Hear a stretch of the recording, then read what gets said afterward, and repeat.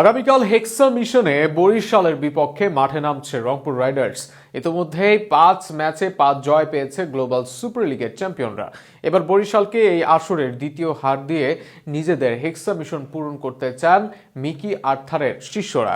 Bowling batting দুই বিভাগেই একটি করে পরিবর্তন আনতে পারে দলটি। ওপেনিংয়ে বিকল্প হতে পারেন শেখ মাহেদী। রংপুর রাইডার্সের সম্ভাব্য একাদশ আর বরিশাল রংপুরের লড়াই নিয়ে বিস্তারিত থাকছে প্রতিবেদনে। 5 ম্যাচে 5 জয়ের পর আগামীকাল হেক্সা মিশনে বরিশালের বিপক্ষে মাঠে নামছে রংপুর রাইডার্স। অনেকেই প্রশ্ন তুলছে নাহিদ রানাকে বিশ্রাম দেওয়া নিয়ে। সেক্ষেত্রে আগামী ম্যাচে তাকে বিশ্রাম দিলে সুযোগ পাবেন রেজাউল রাজা। তবে এই বড় ম্যাচে এমন রিস্ক না নেওয়ার সম্ভাবনাই বেশি রংপুরের। অন্যদিকে আজিজুল হাকিম তামিমের টানা ব্যর্থতা ভোগাচ্ছে ওপেনিংয়ের এক প্রান্তে, তাই সেখানে শেখ মেহেদীকে টপ অর্ডারে খেলিয়ে ইরফান শুক্কুর কিংবা তাওফিক পেতে পারেন সুযোগ।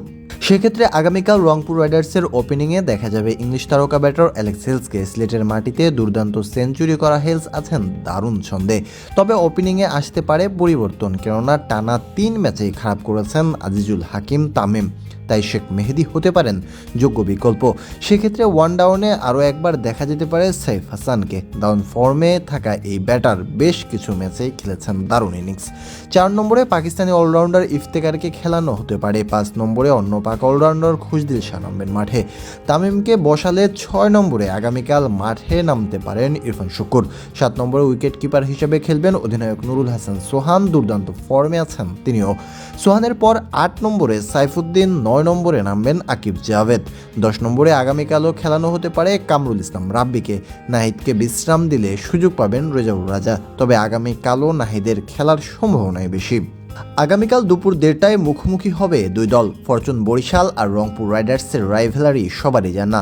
মূলত বরিশাল দলে তামিম আর রংপুর রাইডার্সে সাকিব খেলার কারণেই গত মৌসুমে এই রাইভেলারি ছিল চরমে, যেখানে শেষ হাসিটা হেসেছিল বরিশালই।